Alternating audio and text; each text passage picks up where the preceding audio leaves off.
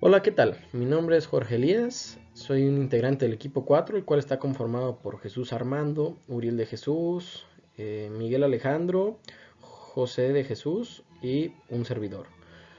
Nosotros somos el equipo número 4, como ya mencioné, y les vamos a presentar lo que es nuestro trabajo relacionado acerca de los ciclos de potencia. En este caso nosotros optamos por lo que es un ciclo Rankine. A continuación les vamos a mostrar lo que es el desarrollo y cómo funciona este ciclo y cómo es utilizado en la vida real.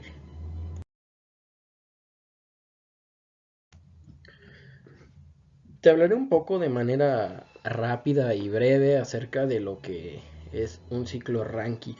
Este ciclo es mayormente utilizado en lo que son plantas termoeléctricas debido a que es un ciclo muy eficiente. Su composición básica, el cual consta de lo que es una bomba, una caldera, una turbina y un condensador. Su simple diseño nos permite obviamente generar mucha mayor energía en el caso de una planta termoeléctrica, la cual es aprovechada para una red local. Este funcionamiento a base de una caldera, la cual es alimentada por gas, puede ser propano, butano, la turbina, que es del tamaño que en base a la necesidad que se crea de la red local, el condensador para poder extraer lo que es el poco calor que le pueda quedar a la turbina para que otra vez se vuelva líquido. El flujo de trabajo en este caso es agua, que es muy importante considerarlo para cada sistema. Y en la bomba, pues obviamente tiene que estar en fase totalmente líquida para evitar algún daño y tiene que tener una presión igual o mayor a la de la caldera. Todo esto lo vamos a explicar más a detalle en las siguientes diapositivas.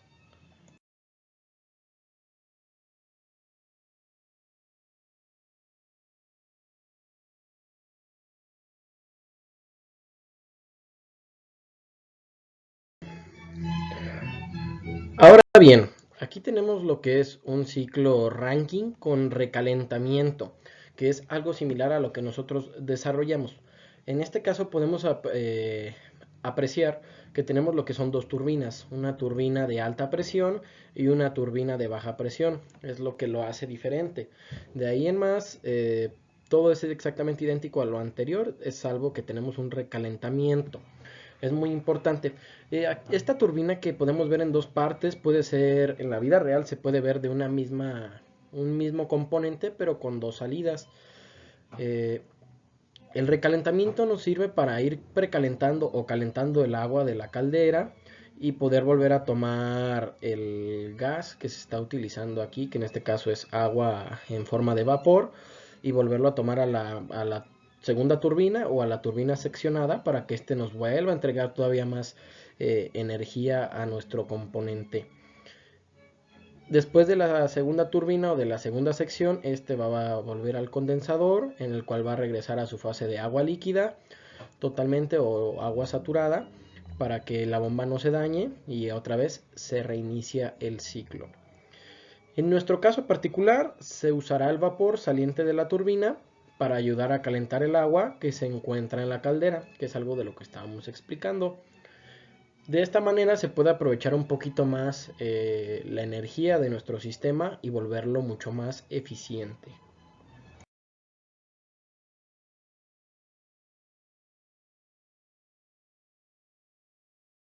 En nuestro proyecto tenemos los siguientes dispositivos. A una altura muy parecida y hasta mero arriba tenemos la turbina en color azul que fue impresa en 3D con unos acabados en acrílico para su cubierta y un eje de aluminio. A la misma altura tenemos la caldera que abajo tiene la fragua o fogón para calentar a esta. Dentro de esta caldera vemos que hay un tubo de cobre que es el que hace el recalentamiento del ciclo. Partiendo de la caldera, vemos que esta tiene una entrada de agua, la cual viene directo del depósito y es impulsada por medio de la bomba.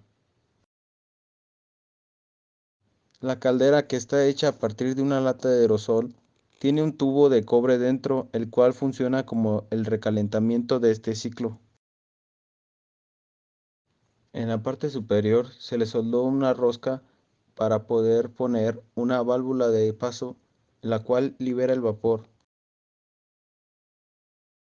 Esta agua que llega a la caldera comienza a calentarse por medio del soplete que tiene debajo, y esta agua al calentarse se convierte en vapor para ir directo a la turbina y hacer girar el eje para generar trabajo. Este vapor que entró a la turbina ahora pasa hacia abajo directo al recalentamiento. En el recalentamiento, este vapor caliente aporta un poco de calor al agua y ahora sale directo al condensador.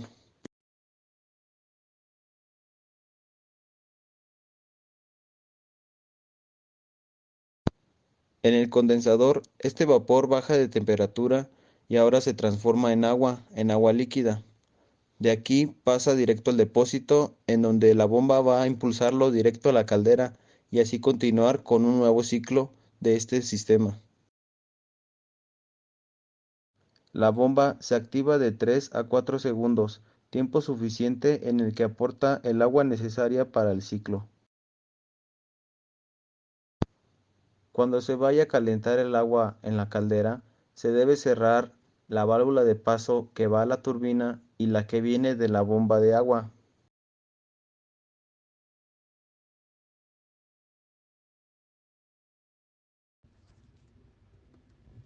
Bien, ahora veamos la eficiencia del ciclo. Las ecuaciones que vamos a utilizar es la ecuación de la eficiencia térmica general, la cual la podemos definir como la salida deseada entre entrada requerida. Dicho de otra forma, tendremos el trabajo neto sobre el QH o calor de entrada. También podemos definir el trabajo neto de forma como una diferencia del calor de entrada QH menos el calor de salida QL. Esto sobre el QH. Reorganizando con un poco de álgebra, obtenemos que la eficiencia térmica del ciclo se puede determinar como 1 menos QL entre QH. Ahora, realizando un balance de energía para sistema abierto que aplica tanto para la caldera como el condensador, vamos a hacer las siguientes suposiciones. Primero, nosotros tenemos el cambio de energía del sistema más el flujo de calor más la potencia más el flujo másico. Este multiplicado por un cambio de entalpía más un cambio de energía cinética más un cambio de energía potencial. A continuación haremos las siguientes suposiciones. Dado que estos son sistemas abiertos y continuos, no existen cambios en la energía de estos, por lo tanto, este se elimina o se iguala a cero.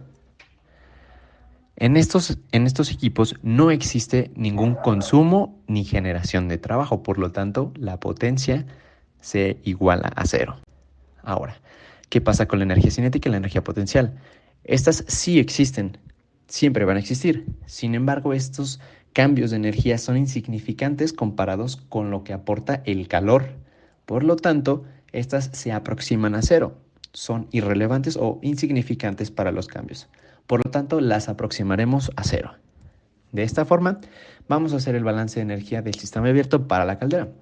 Igualando entradas a salidas, tendremos un calor de entrada, QH, más un flujo másico que es constante para todo el proceso.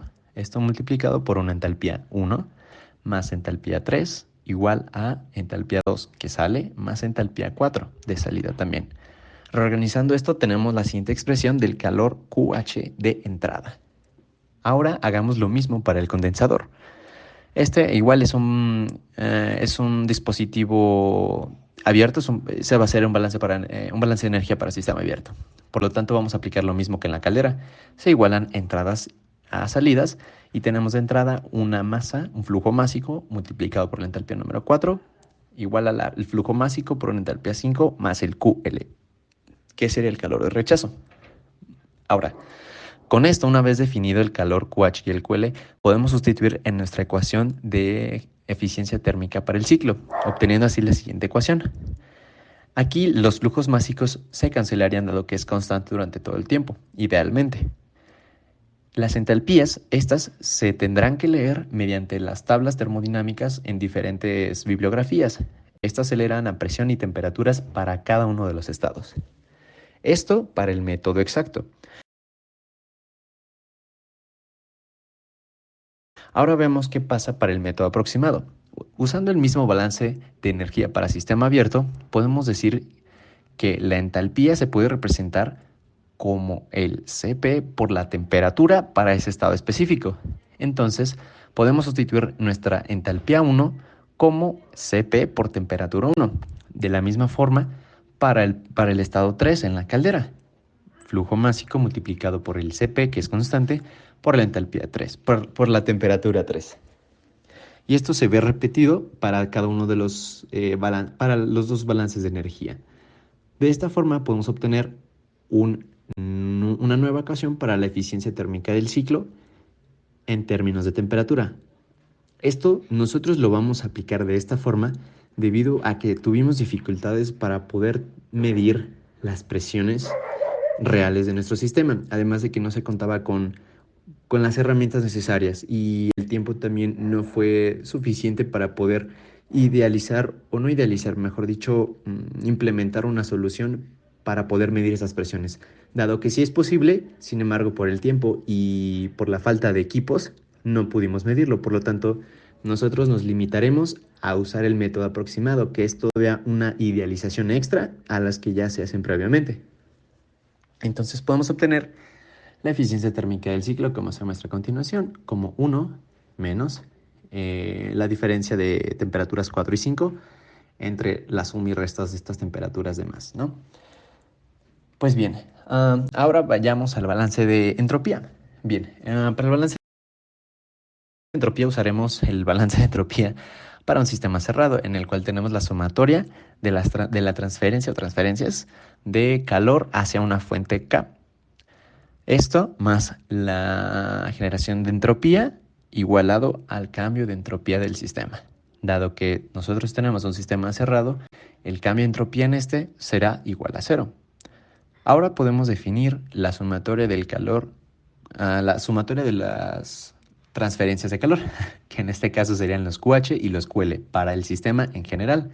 Entonces tendríamos el calor QH de entrada que se dirige hacia el interior de la caldera donde se evapora el agua, temperatura de la caldera, menos el calor de salida o transferencia de calor QL sobre la temperatura del condensador. Esta temperatura es la del agua que absorbe el calor del vapor proveniente del proceso de recalentamiento. Bien, entonces sustituyendo esta sumatoria en la ecuación previamente vista del balance para el sistema cerrado, nos quedará entonces el QH sobre la temperatura de la caldera menos el QL sobre la temperatura del condensador más la generación de entropía. Dado que nosotros no podemos medir de forma experimental la generación de entropía, despejaremos este término para poder determinarlo. De modo que, como vemos aquí hasta abajo de la presentación, la ecuación para determinar la generación de entropía de nuestro ciclo será de la siguiente forma. El flujo másico multiplicado por el calor específico por toda esta, esta resta y suma de temperaturas y relación. De modo que así podemos obtener la generación de entropía en nuestro sistema.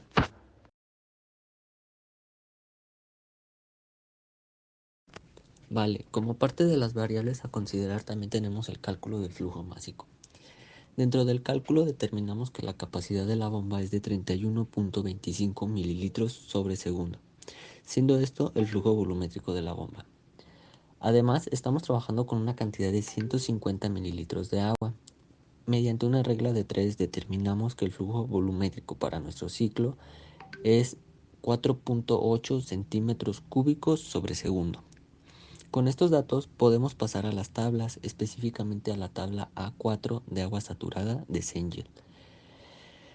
Tenemos también una presión de 101.5 kilopascales y mediante un pirómetro obtuvimos la temperatura de la bomba, la cual es 23.7 grados centígrados.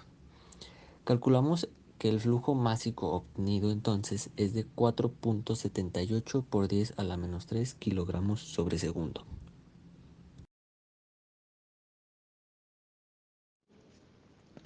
A continuación podremos ver el video de nuestro proyecto en el cual se puede apreciar su funcionamiento. Podemos ver la caldera, podemos ver el mechero que está calentando la caldera, la turbina que está en funcionamiento, la condensación a través del recalentamiento hacia la caldera y a la salida el condensador que pasaría otra vez al depósito de agua.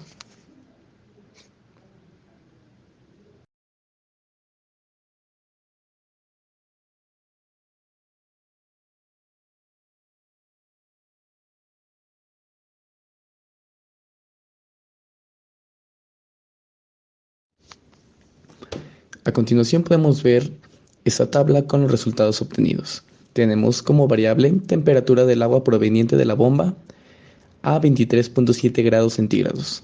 Temperatura del vapor antes de entrar a la turbina, 94 grados centígrados. Temperatura del vapor al salir de la turbina, 35 grados centígrados. Temperatura del vapor al salir del recalentamiento, 85 grados centígrados. Temperatura del agua al salir del condensador, 21 grados centígrados. Temperatura del vapor dentro de la caldera, 106 grados centígrados. Temperatura del agua que enfría al vapor en el condensador, 21 grados centígrados.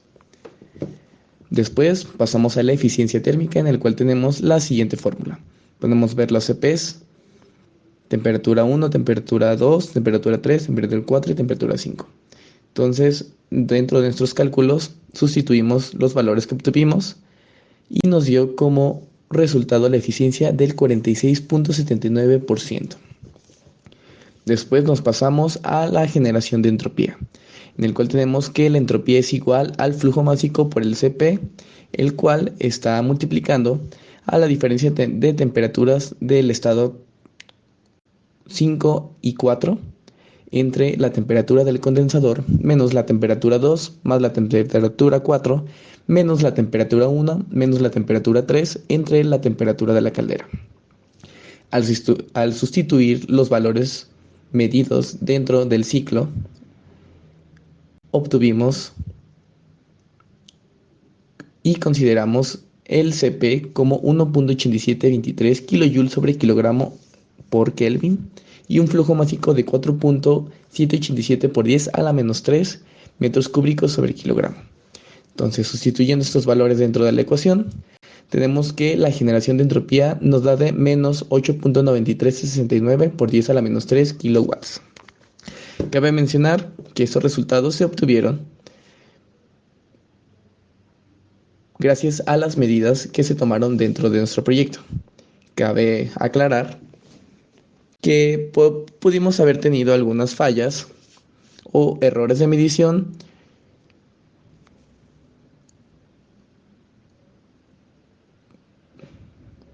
con los instrumentos que utilizamos.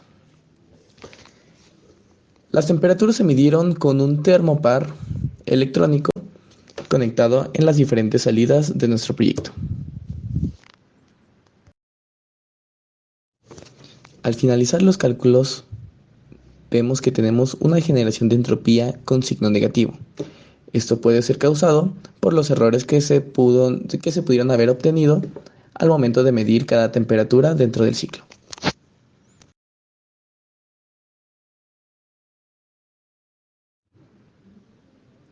Finalmente, esto sería todo por nuestra parte. Gracias por su atención y agradecemos el apoyo de los maestros y nuestros compañeros. Cola Loca, patrocinador oficial.